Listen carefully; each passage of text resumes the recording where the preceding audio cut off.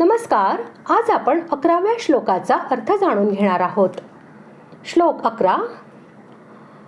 बलं बलवतां चाहं कामराग विवर्जितं धर्मविरुद्ध भूतेषु कामोऽस्मि भरतर्षभ. श्लोकाचा अर्थ: हे भरतश्रेष्ठा, मी बलवानांचे आसक्तीरहित व कामनारहित सामर्थ्य आहे आणि सर्व प्राण्यांतील धर्माला अनुकूल अर्थात शास्त्राला अनुकूल असा काम आहे. कठीणाती कठीण काम करत असतानाही आपल्या अंतःकरणात एक कामना, आसक्तीरहित, शुद्ध, निर्मळ उत्साह राहत असतो.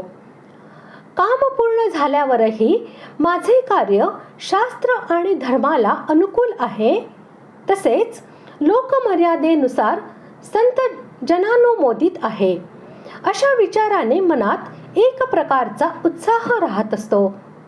याचे नाव बल आहे. हे बल भगवंताचेच स्वरूप आहे, म्हणून हे बल ग्राह्य आहे.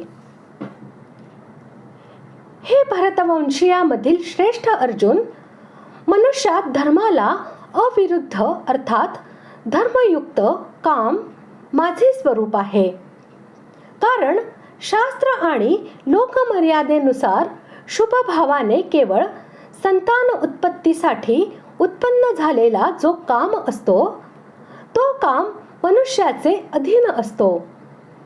परंतु आसक्ती, कामना, सुखभोग इत्यादीसाठी उद्भवलेला जो काम असतो, त्या कामात मनुष्य पराधीन होत असतो आणि त्याला वश होऊन तो न करण्यायोग्य शास्त्रविरोधी कामात प्रवृत्त होत असतो. शास्त्रविरोधी काम पतनाला तसेच संपूर्ण पाप आणि दुःखाला कारणीभूत होत असतो.